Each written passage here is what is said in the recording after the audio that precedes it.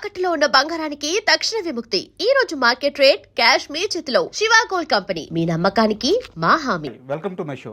ఇరుముడి ఈ cinema mass మహారాజా గారి biggest కంబ్యాక్గా super కలెక్షన్లు కొలగొడుతుంది. బ్లాక్ బస్టర్ హిట్ అయింది. అయితే ఈ సినిమాలో నాగులు క్యారెక్టర్ పోషించారు మన కొమరం. సో ఈరోజు వారు మనతో పాటు స్టూడియోలో ఉన్నారు. వారిని అడిగి ఇరుముడి ఆ ఛాన్స్ ఎలా వచ్చింది, ఆ ప్రయాణం ఎలా జరిగింది, ఇలాంటి అన్ని విషయాలు తెలుసుకుందాం. హాయ్ కొమరం, నమస్తే. నమస్తే అన్న. కొమరక్క అంటే మిమ్మల్ని కొన్ని కోట్ల మంది గుండెల్లో పెట్టుకున్నారు ఆ పేరుతో. బట్ ఈరోజు నాకు కొమరక్కతో పని లేదు, కొమరక్క ప్రస్తావన అవసరం లేదు. నేను ఈరోజు కొమరంతో మాట్లాడాలనుకుంటున్నాను. సో ఇంటర్వ్యూని అలాగే పంపిద్దాం. Thank you. నాకు మీరు ఒక పాత ఇంటర్వ్యూలో మాట్లాడుతూ బీహార్ వాళ్ళ ఉండే ఏరియాలో మీరు మూటలు మోస్తూ వాళ్ళ బాత్రూంలో కూడా కడిగేవాళ్ళని, నెలకి 4,000 రూపాయల జీతం అని ఒక మాట చెప్పారు. నేను ఇరుముడి థియేటర్లో కూర్చొని సినిమా చూస్తున్నప్పుడు మీ ఎంట్రీ ఉంటుంది. అంటే హీరో గారు కొట్టిన తర్వాత ఇంటర్వెల్కి ముందు తిరణాల్లో అట్లా ఎంట్రీ ఉంటుంది. మీకు క్లోజ్ షాట్ పెట్టి కళ్ళల్లో ఒక సైకో లాగా ఆ ఎక్స్ప్రెషన్ ఇస్తూ వెళ్తుంటే, ఇది కదా సక్సెస్, ఇది కదా ఒక మనిషి కోరుకునే జీవితం, ఎంత గొప్ప క్యారెక్టర్ పడింది. ఊహించారా ఆ రోజు నుంచి ఈ ప్రయాణం వరకు ఎప్పుడైనా? అట్లాంటి నాకు ఇట్లా అనిపిస్తుంది. నాలో నిజంగా ఎవరు నాకు అంటే నేను బ్యాక్కి వెళ్ళిపోయిన బాత్రూమ్ల దగ్గరికి అట్లా ఏమన్నా నిజంగా షార్ట్ చూసినప్పుడు నాకైతే అసలు నేనేనా, కొమరక్కేనా, అంత సిగరెట్ అలవట్లేదన్న. ఆ సిగరెట్ దగ్గర ఒక 4-5 డబ్బీలు వాంతికి వస్తుంది, అంటిని ముట్టియడానికి వస్తలేదు, గుంజడానికి వస్తలేదు, నాకు అలవట్లేదు, పొగ వాడదు నాకు. అది డైరెక్టర్ని ఇబ్బంది పెట్టిన ఆ విషయంలో, సిగరెట్ విషయంలో. కానీ యాక్షన్లో చూసుకుంటే నేను తాగిన ప్రతి సిగరెట్ అడేది ఎక్స్పీరియన్స్ పర్సన్ తాగినట్టుంది. చాలా హ్యాపీ అనిపించింది అన్న. అసలు నా లైఫ్ ఎక్కడ స్టార్ట్ అయింది, ఎక్కడికి వెళ్ళి ఎక్కడికి వచ్చినా రవితేజ గారు, నేను స్కూల్ టైంలో అప్పటికే హీరో ఆయన, నేను స్కూల్ టైంలో అసలు ఆయన చూస్తే చాలు అనుకున్నా. 18 ఏళ్ళ ఇండస్ట్రీకి వచ్చిన కొత్తలో నుంచి కూడా లైఫ్లో ఎక్కడో ఒకసారి రవితేజ గారిని కలవకపోతానా, చూడకపోతానా అనుకున్న మనిషిని రవితేజ గారిని కొట్టాలంటే మనసు భయం వేసింది, చాలా భయం వేసింది అసలు. అయితే నిన్నే నేను శివ నిర్వాణ గారితో మాట్లాడాను. సినిమా హిట్ అయిన తర్వాత వారి ఇంటర్వ్యూ తీసుకున్నాను. ఓకే. సో ఇంటర్వ్యూలో మీ ప్రస్తావన వచ్చింది. మామూలుగా అందరూ బయట ఏమనుకుంటారంటే, మీరు వెళ్ళి ఆయన అడిగితేనో ఆడిషన్ ఇస్తేనో మీకు ఛాన్స్ వచ్చిందని అందరూ అనుకుంటారు యాక్చువల్గా. అవును. కానీ నిజానికి అలా జరగలేదు. ఆయనే మీకోసం ఎదుగుతున్నారంట ఛాన్స్ ఇవ్వాలని. అలా చెప్పిండా? చెప్పారు సార్. నేను ఇదే అడిగాను సార్. అతను జీవితంలో చాలా కష్టపడ్డ వ్యక్తి, ఒక్క మంచి బ్రేక్ కోసం చాలా ట్రై చేస్తున్నారు, మంచి ఛాన్స్ ఇచ్చారంటే, లేదు రాజా, నేను అతను నా దగ్గరికి రావడము, ఆడిషన్ చేయడం ఇది జరగలేదు, నేనే అతన్ని పిలిపించాను, మీ రీల్స్ చూశారంట అన్నా. మీరు నేనే పిలిపించాను అని చెప్పారు. సో ఎలా జరిగింది అసలు, మీరు ఎలా ఇరుముడిలోకి ఎంటర్ అయ్యారు? అయితే నాకు మైత్రి అంటే అది ఒక పెద్ద బ్యానర్, పెద్ద ఆఫీసు, పెద్ద బ్యానరు. మనం పోయినా పట్టించుకుంటారా మనల్ని? కొమరక్కగా మనం తోపు కావచ్చు, కానీ కొమరంగా మనం అంత ఫేమ్ లేదు. 42 సినిమాలు చేసిన కొమరంగా, కానీ ఆయన మనకు అంటే రికగ్నైజ్డ్ క్యారెక్టర్ వాళ్ళే. మనం చూస్తారని నేను ఆఫీసులు తక్కువ తిరుగుతా, పరిచయం ఉన్న వాళ్ళనే ఆడు బతిమలాడుతా, ఏదో అన్న తమ్మి అనుకుంటా తిరుగుతా, కానీ ఆఫీసులు తక్కువ తిరుగుతా. నాకు ఒకరోజు సురేష్ గారు, కో డైరెక్టర్, ఫోన్ చేశారు. మీరు ఇట్లా జబర్దస్త్ కొమరక్కనేనా అంటే, అవును సార్ అన్న. అంటే మైత్రి నుంచి ఇరుముడి అని ఒక సినిమా తీస్తున్నాము, నా ఇది రవితేజ గారి హీరో, మీరు రండి అన్నాడు. అంటే ప్రామిస్గా నాకు శివ నిర్వాణ సారు ఈ ఆయన పేరు కానీ ఆయన ఇన్ని సినిమాలు తీసిన కానీ నాకు తెలియదు ఏమి. ఓకే, నాకు ఫస్ట్ ఏమీ తెలియదు. అంటే నేను ఒక 2 టైమ్స్ ఫోన్ చేస్తే పోలేదు. నాకు జబర్దస్త్ ఉండే అప్పుడు ప్యారడైజ్కు ఒక 85 డేస్కు నేను అగ్రిమెంట్ చేసిన అన్నాడు. అంటే చేయలే, మాట్లాడినా అయిపోయింది, అమౌంట్ మాట్లాడినా 85 డేస్ అన్నారు. నాకు అక్కడ మాట పోతుంది, శ్రీకాంత్ అన్న జర నాకు క్లోజు, అన్న దగ్గర మాట పోవద్దు, ఆయన ముందే టైం సెన్స్ లేని వాళ్ళని నమ్మడు, ఇబ్బంది పెట్టొద్దని నేను అక్కడ ఫిక్స్ అయి ఉన్నా. పోకపోతే కో డైరెక్టర్ గారు మళ్ళీ ఒకసారి ఫోన్ చేసి, ఒకసారి నువ్వు ఆఫీస్కి రా అన్నాడు. ఆఫీస్కి రా అంటే పోయినాక అక్కడ కూర్చున్న కో డైరెక్టర్ సురేష్ గారే పిలిచి, ఆ కెమెరా విష్ణు పరిచయం చేసిండు. అయ్యో కెమెరామెన్ అంటే చిన్నగా ఉన్నాడు ఆయన. అయ్యో కెమెరామెన్ అంటే పెద్ద ఏజ్ అనుకున్నా, యంగ్ ఏజ్. అంటే సరే అని మాట్లాడి నాకేం అర్థమైతలేదు. మైత్రి నుంచి నాకు కాల్ రావడం ఏంది, నన్ను ఎందుకు పిలుస్తారు వాళ్ళు? ఏదో నేను లేడీ గెటప్ వేస్తా కదా, ఏదైనా గే క్యారెక్టరు ఏ క్యారెక్టరు ఏదో అంటే ఆ దానికి సంబంధించింది ఏమైనా ఉంటుందేమో అనుకున్నా. అదే అనుకుని సాటిస్ఫై లేను నేను. డైరెక్టర్ వచ్చిండని లోపలికి తీసుకెళ్ళారు. సార్ మాలలో ఉన్నాడు. సార్ మాలలో ఉంటే పోయినాం, కూర్చున్నాక సార్ వచ్చిండు. ప్రామిస్ అంటే సార్ అని నాకు తెలీదు, నాకు డైరెక్టర్ అని నాకు తెలియదు. నేను ఎప్పుడు చూడలే ఆయనను. చూసిన ఈయనే డైరెక్టర్ అంటే నమస్తే సార్ అన్న, స్వామి అన్న. సార్ మాట్లాడిండు, ఇట్లా కబడ్డీ ఆడాలని చిన్నగా అన్నాడు. అంటే చేస్తా సార్, నాకు ఎక్స్పీరియన్సే కదా అన్న. అంటే లేడీ గెటప్లో అమ్మాయిలను చీట్ చేస్తూ నువ్వు కబడ్డీ ఆడాలి అన్నాడు. అమ్మాయిలా గెటప్ వేసుకొని వాళ్ళనే నువ్వు చీట్ అంటే టచ్ చేయడము అట్లా చేయాలి అంటే చేస్తా సార్ అన్న. అన్నాక 2-3 మాటలు మాట్లాడి నా కళ్ళు ఇట్లా చూసి నన్ను చూసి సర్లే నువ్వు చేసేస్తావు, నువ్వు వెళ్ళిపో అన్నాడు. నాకేం అర్థం కాలేదు అసలు. అర్థం కాకుండా సబ్జెక్ట్ చేయకుండా వెళ్ళిపోయినాక వల్లి గారు ఫోన్ చేశారు, మేనేజర్.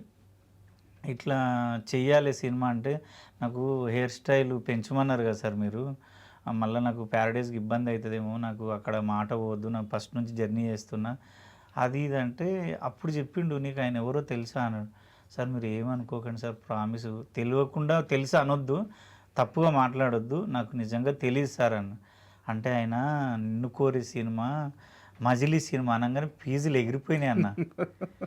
నీ అమ్మకి అంత పెద్ద డైరెక్టరా, నేను కలిసి వచ్చింది, నన్ను పిలిచింది, నేను కలిసి వచ్చింది, అంత పెద్ద డైరెక్టరా, నిన్ను కోరి పిచ్చి మజిలీ పిచ్చి, అసలు అంత పెద్ద డైరెక్టరా.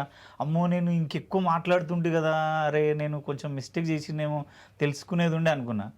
పోయిన తర్వాత సరే సార్ అయ్యో నేను అంత పెద్ద డైరెక్టర్ అనుకోలేదు సార్, సారీ సార్ అన్న. లేదు ఆయన సినిమా నువ్వు నీతో జర్నీ చేయాలనుకుంటున్నాడు, నువ్వు కంపల్సరీ నీ ఇంటర్వ్యూ కూడా చూసినాం, శివ చేసిండు కదా ఆ ఇంటర్వ్యూ చూసిండంట. నువ్వు పద్ధతి నీ టైం సెన్స్ అన్నీ నాకు చాలా ఒబీడియంట్ ఉన్నావు, నువ్వు పూర్ణ అంటే లో నుంచి వచ్చినావని అర్థమైంది, నీతో వర్క్ చేయాలి, కంపల్సరీ నువ్వు చేయాలి క్యారెక్టర్ అని. సరే అని బడ్జెట్ మాట్లాడారు, ఓకే అయింది. అప్పటి వరకు నాకు నా క్యారెక్టర్ మొత్తం ఎక్స్ప్లెయిన్ చేయలేరు వాళ్ళు. ఆ లేడీ గెటప్లో నువ్వు చీట్ చేయాలి అమ్మాయిల్ని ఇంతే అన్నారు. ఇక అంతే అనుకొని నేనేమనుకున్నా అంటే షూట్కి వెళ్ళే వరకు మదర్ ప్రామిస్ చెప్తున్నా, నేను ఎక్కడో ఒక దగ్గర లేడీ గెటప్ అనేసరికి గే క్యారెక్టర్ ఏమో కొంచెం ఆ టైపే, నన్ను అట్లా చూసిరు కదా అట్లేనేమో అనుకొని కొంచెం సాటిస్ఫైగా లేకుండా షూట్కి వెళ్ళినా మధ్యలో. ఇక్కడ ఆపండి, నాకు ఇక్కడ ఒక క్వశ్చన్ ఉంది.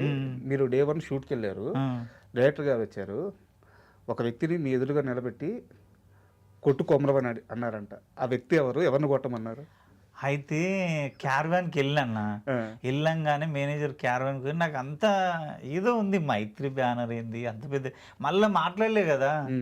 ఆఫీస్ నుంచి వచ్చినాక మళ్ళీ రమ్మంటే నేను పోలే. 2-3 టైమ్స్ కాల్ చేసిర్రు, ఒకసారి లుక్ టెస్ట్ చేయాలి రా అది ఇది అంటే నేను పోలే, ఏవో వేరే పని ఉండి పోలేదు. నేను అంత సాటిస్ఫైగా లేను, గే క్యారెక్టర్ అనుకున్నా.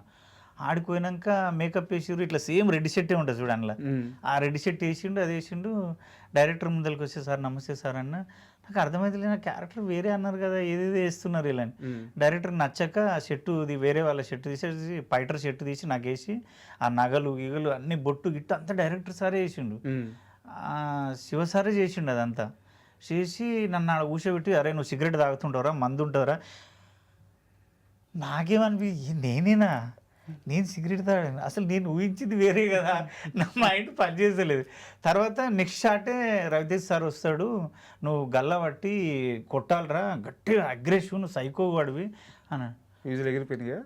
అసలు ఆయన ఎప్పుడు వస్తాడో బయటికి, నేను ఎప్పుడు చూద్దాం, నా లైఫ్లో చూడలే ఆయన. సారు వస్తున్నాడు, క్యారవాన్ దిగి వస్తున్నాడు, సన్నగా అందంగా ఉన్నాడు, నాకు చెమటలు పట్టినాయి.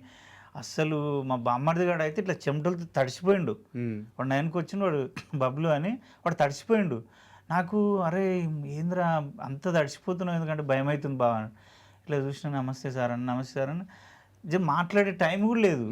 షార్ట్ రెడీ, ఓకే గల్లబట్టి అమ్మ నేను కొడతానా అని అక్కడ ఒక బూత్ ఉంది అనేసి, ఏం కాదు సార్ నీ కాల్మొక్తా సార్, నేను అనలేను, నాతోటి అవుతుందా సార్ అని. కొట్రా నువ్వు చెయ్యి అన్నాడు. ఏమన్నా కానీ గల్లబట్టి అవన్నీ సింగిల్ టేకే అన్న, అవన్నీ సింగిల్ టేకే. నాకు భయం కన్నా ఏమైందంటే అంత పెద్ద వ్యక్తిని గల్లబట్టి కొట్టేదానికన్నా ఎక్కువ భయం ఏడుందంటే సింగిల్ టేక్లో ఓకే కాలేదు అనుకో, మళ్ళీ ఆయన పెద్ద అయినా కదా, అవును, ఆయన ఇబ్బంది పెట్టినట్టు, ఆయనని ఇబ్బంది పెట్టినట్టు అవుతుంది. ఏమనుకుంటారో మనం సింగిల్ టేక్లో ఓకే చేసేయాలి. ఏమన్నా కానీ భయం భక్తి అవన్నీ పక్కన పెట్టు. నువ్వు సార్ నిన్ను నమ్మిండు అని ఆ ఫైటు అది ఆ కొట్టేది టెంట్లకి వెళ్ళి బయటకు వచ్చేదా కొట్టినా, కొట్టి ఏడ్చుకుంటూ పోయి డైరెక్టర్ కాలు మొక్కిన, సార్ నేను ఓపెన్గా చెప్తా, జరా నేను ఉన్నది ఉన్నట్టు మాట్లాడతా సార్, నేను అట్లా స్టైల్గా అట్లా ఉండదు నాది, నీ కాలు మొక్తా సార్, నేను నీ అన్న కాదు నీ తమ్ముడు కాదు, నేను ఎవ్వడో 18 ఏళ్ళ నుంచి నా ఫ్రెండ్ సర్కిల్లో కూడా ఎంతోమంది నా గురించి ఆలోచించలేరు. నా రూమ్లో తిన్నోళ్ళు అంటే మామూలుగా నాతో జర్నీ చేసిన వాళ్ళు కూడా నాకంత ఇవి కొమరంగాడి దగ్గర ఇంత ఉంది, దమ్ము ఉంది, వీడు చేయగలడనే క్యారెక్టర్ ఎవ్వరు ఇవ్వలేదు. దండం పెట్టినా నాకు బల్బ్ అయితే లేదన్న, నువ్వు చూస్తావు బల్బ్ ఉండదు. కాళ్ళ మీద పడిపోయారా? కాలు మొక్కేసిన, ఏడ్చిన, సార్ నా గురించి నేను ఎవ్వడు నాకు ఎందుకు ఇచ్చిన ఇంత పెద్ద క్యారెక్టర్. అప్పుడు చెప్పారంటగా అసలు మీ క్యారెక్టర్ మొత్తం? అప్పుడు చెప్పిండు, అరే ఏడవకరా నువ్వు, నీ మంచిగా చేసినవరా ఇందాక షాటు నాకు బాగా నచ్చింది, అట్లే చేయి, నువ్వు మంచి స్టార్ అవుతావు ఈ సినిమాతో అంటే. నాకు ఫీజులు ఎగిరిపోయినాయి అంటే దేవుడే ఆయనకు సార్కి అట్లా ఇప్పించిండా, మైండ్ నా మీదకి దొబ్బిండా, నా కష్టం చూడలేక మస్తు ఏడిపొచ్చిందన్న.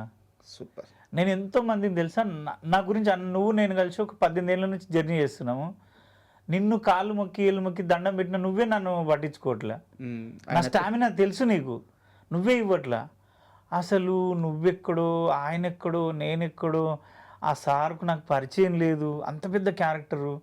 ఈ విషయంలో అయితే నిజంగా చెప్పనన్నా నాగులుగాడు అనేది అసలు జీర్ణించుకోలేకపోతున్నాను. కొమరక్కగా నేను ఒక పీక్స్ డబ్బులు చూసినా ఫేమ్ చూసినా అదంతా ఎంజాయ్ చేసిన, కొమరంగాడిగా మిగిలిపోయానే, వాడు ఎవరికి తెలియదు అనే బాధ ఉండే, అది సార్తో తీరిపోయిందన్న. ఇప్పుడు బయటకు ఎక్కడికి వెళ్ళినా ఏడ చూసినా అరే నాగులు చేసినావు, నాగులు భలే చేసినావు, నాగులు భలే చేసినావు. అసలు ఎన్ని ఫోన్లు వస్తున్నాయి అన్న, నా ఫోన్కు నిమ్మడం లేదు, ఇన్స్టాకు నిమ్మడం లేదు. ఇన్స్టాలో అయితే ఒక 2000 మెసేజ్లు ఉంటాయి అన్న. పాపం వాళ్ళకు ఈ రిప్లై అన్నీ ఇవ్వాలని ఒక వీడియో పెడదాం అనుకున్నా, వాట్సాప్లో కూడా తెరవలేకపోతున్నా. అంటే నా క్లోజ్ ఫ్రెండ్స్ కూడా అరే నిన్ను గుర్తుపట్టలేమురా, ఎక్కడో వీడు తమిళుడు మలయాళం అనుకున్నాము, నమ్మా నువ్వు ఒక బీఆర్ వన్లా ఉన్నావురా, ఒక కన్నింగ్ నా కొడుకులా ఉన్నావురా. అస్సలు అది నిజమా?